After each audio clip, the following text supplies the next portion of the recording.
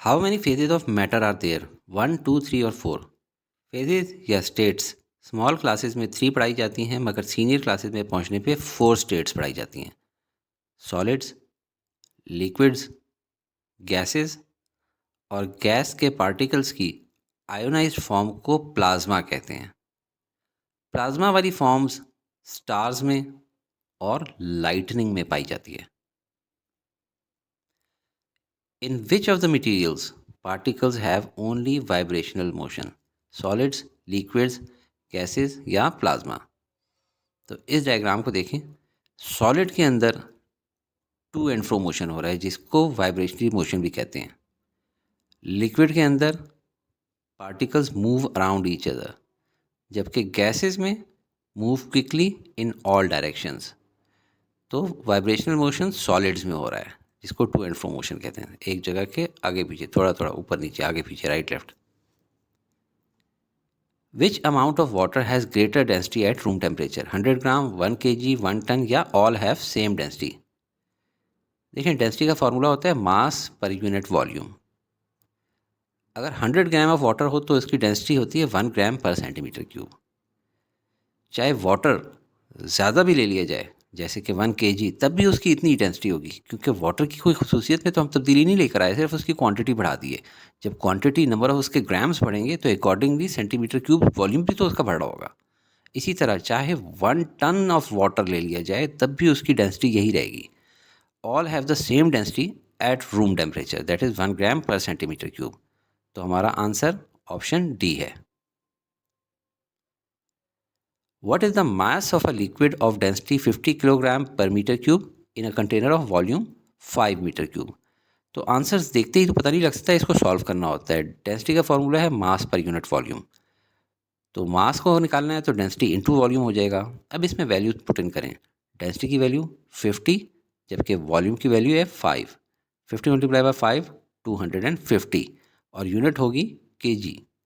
ये कैसे आई केजी? क्योंकि देखें, डेंसिटी की यूनिट होती है किलोग्राम पर मीटर क्यूब और वॉल्यूम की मीटर क्यूब। तो पर मीटर क्यूब और मीटर क्यूब कैंसिल हो गए, पीछे सिर्फ केजी बचा। तो आंसर हमारा है option C, 250 KG. Gases and liquids are categorised as liquids, gases. देखिए, ये तो नहीं हो सकता, लिक्विड्स एंड गैसेस है, तो सिर्फ लिक्विड भी नहीं हो सकता, सिर्फ गैसेस भी नहीं हो सकता। और क्या लिक्विड और गैसेस को मिला के सॉलिड कहा जाता है? नहीं, इसको फ्लूइड्स कहा जाता होता है। ये चार्ट समझ लें। फॉर्म्स ऑफ मैटर क्या क्या है मेन? सॉलिड्स, लिक्विड्स और गैसेस। प्लाज्मा भी गैस की अगली फॉर्म में आयोनाइज लिया था, फिलहाल उसको गैसेस ही समझें। तो लिक्विड्स और गैसेस को कंबाइंडली कहा जाता है fluids. So option C is the answer. और इस डायग्राम से भी देख लें, सॉलिड्स के मुकाबले में लिक्विड्स और गैस कतरे एक जैसे मालूम हो रहे हैं, तो ये फ्लूइड्स की कैटेगरी में आते हैं। Which statement describes the particle structure of gases? इसके लिए फिर से ये डायग्राम देख लें। Particles are tightly packed and having strong bonds? नहीं। देखें, गैसेस के अंदर पार्टिकल्स टाइटली पैक्ड तो नहीं है। टाइटली पैक्ड तो किस में है? सॉलिड्स में। लिहाजा ऑप्शन ए तो नहीं है। दूसरा, particles have moderate kinetic energy and move randomly. हाँ, इनके अंदर कुछ मीडियम लेवल की काइनेटिक एनर्जी भी और रैंडमली मूव कर रहे हैं, यही ऑप्शन होगा। लेकिन आगे भी देख लेते हैं।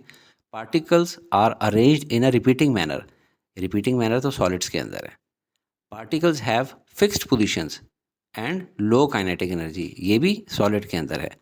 तो मेन जो हम लोगों ने देखा, particles have moderate kinetic energy and move randomly, option B जो है ये गैसेस से मुतालिक है। Which state of matter has particles that are highly compressible and can fill any container? इसके लिए फिर से इस डायग्राम को देखें। देखें, किसके अंदर इतनी जगह खाली है कि उसको दबाया जाए तो वो कंप्रेस भी हो जाए। देखें, सॉलिड्स के अंदर तो इतनी गुंजाइश नहीं है, बहुत थोड़ी थोड़ी जगह बची हुई है। लिक्विड्स में फिर भी थोड़ी सी गुंजाइश है।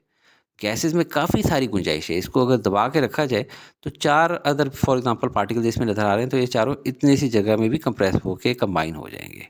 So option C, gas is the answer. What happens to the arrangement of particles when a solid is heated and turns into a liquid? ये भी बहुत ही आसान है। इस डायग्राम को देखें। सॉलिड यानी आइस को हीट किया जाए तो वो कन्वर्ट होकर लिक्विड बन जाती है, डायरेक्टली गैस नहीं बनती। और इसके करस्पॉन्डिंगली इस डायग्राम को भी दोबारा देखें। तो ये कह रहे हैं कि जब सॉलिड को हीट किया जाए तो लिक्विड बन जाता है। ऐसे में क्या होता है, particles become more closely packed. नहीं, पहले जब सॉलिड है तब क्लोजली पैक्ड है, बाद में क्लोजली पैक्ड नहीं है, बाद में तो थोड़ा दूर दूर हो गए। B, particles move farther apart. हाँ, ये बात तो सच है, क्योंकि जिस हालत में अभी हैं उसके मुकाबले में कदरे दूर हो जाते हैं। See, particles start vibrating in fix position. नहीं, ये तो ऑप्शन ए यानी सॉलिड्स के अंदर होता है कि फिक्स पोजीशन पे ही वाइब्रेट कर रहे हैं, इसमें तो दूर दूर जाना शुरू कर देते हैं। D, particles change the state from solid to gas. नहीं, हीट करने पे सॉलिड को वो लिक्विड बनते हैं, गैस नहीं बनते, लिहाजा option B is the right choice, particles move further apart. Which of the following is not a form of internal energy? Kinetic energy of the particles, potential energy of the particles. देखें, आमतौर पे हम लोग जब भी किसी matter की बात करते हैं तो उसके अंदर काइनेटिक एनर्जी और पोटेंशियल एनर्जी की बात करते हैं। काइनेटिक एनर्जी उसके पार्टिकल्स के मोशन की वजह से और पोटेंशियल एनर्जी उसकी हाइट की वजह से, उसके पार्टिकल्स की जो मिलती है उसको। Chemical energy of the bonds between the particles, ये भी इंटरनल एनर्जी है जो कि एसोसिएटेड है केमिकल बॉन्ड्स में। पार्टिकल्स की आपस की अट्रैक्शन या रिपल्जन की वजह से जो एनर्जी होती है उसको केमिकल एनर्जी कहते हैं, तो वो भी पार्टिकल से मुतालिक है। तो पीछे हमारे पास बचा सिर्फ लाइट एनर्जी। ये जो है, this is not a form of internal energy. इसमें लाइट जो है वो इलेक्ट्रोमैग्नेटिक रेडिएशन होती है। It is not stored in the body, it is energy on the way, it travels from one place to another. इसको अगर समझना है तो light energy is not internal energy because it does not belong to the microscopic motion और arrangement of particles inside the substance. यानी कि इसको इस तरीके से देखा नहीं जा सकता माइक्रोस्कोप लगा के कि कोई पार्टिकल्स नज़र आ जाए, उसके अंदर कोई अरेंजमेंट नहीं है पार्टिकल्स की। It is energy in transit from one place to another, लिहाजा light energy is not a form of internal energy. When an ideal gas is expanded, keeping its temperature constant, its thermal energy increases, decreases, remains the same, cannot be determined. देखें, thermal energy का formula होता है P V is equal to N R T, जिसमें pressure और volume का multiply करने की वजह से जो भी आंसर आता है वो कांस्टेंट होगा। अगर वॉल्यूम इंक्रीज करेगा तो प्रेशर डिक्रीज करेगा। इस केस में एन, आर और टी तीन कांस्टेंट हैं। एन है नंबर ऑफ मोल्स, आर है आइडियल गैस कांस्टेंट और टी यानी कि temperature will remain constant. Thermal energy is related to temperature, और अगर टेम्परेचर कांस्टेंट है तो थर्मल एनर्जी चेंज नहीं होगी, it remains the same. Isothermal process पे मैंने एक स्मॉल एनिमेशन भी बनाई हुई है, लिंक डिस्क्रिप्शन में मौजूद है, स्पेशली आपको फर्स्ट ईयर में बहुत काम आएगी। विच of the following physical properties is used in a mercury thermometer? Electrical resistance, pressure, volume या colour?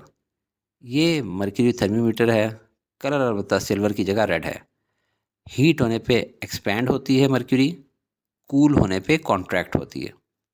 Mercury expands on being heated, contracts on being cold, यानी वॉल्यूम चेंज होता है।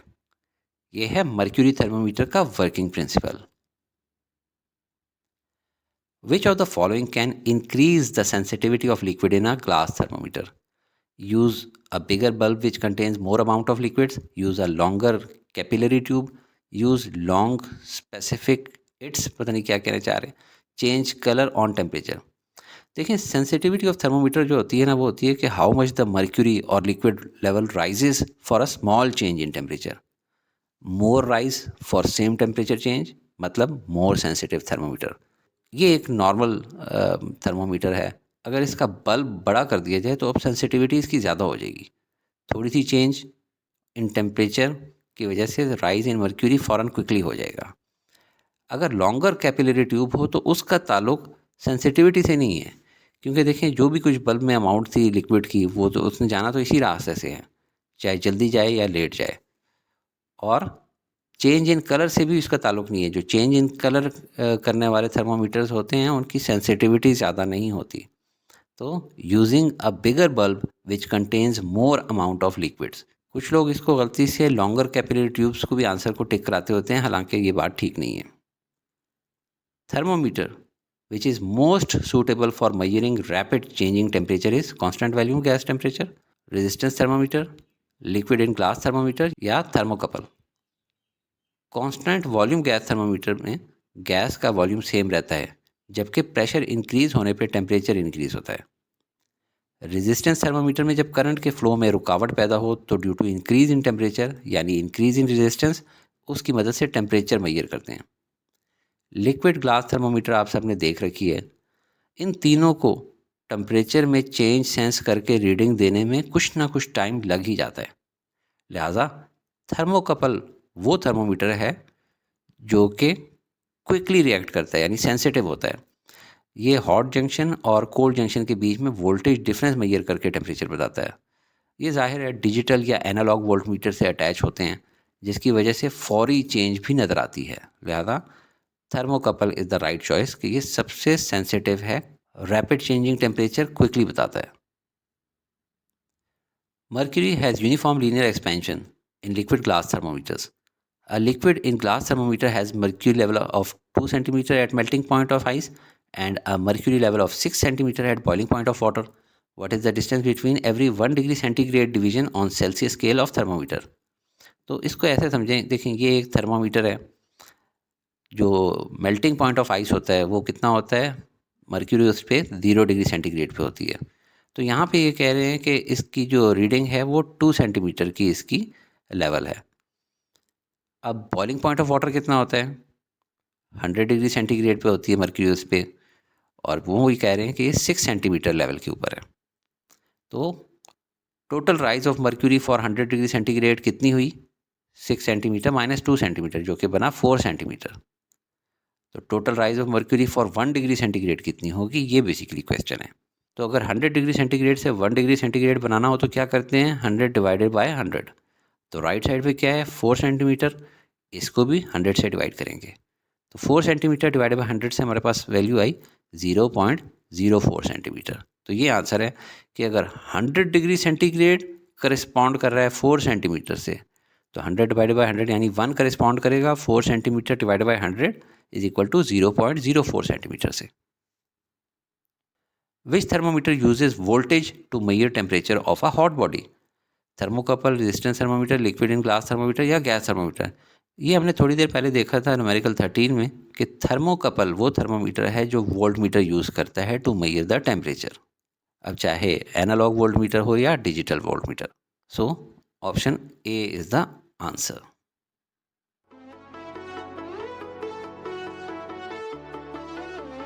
Study with me, a learning experience.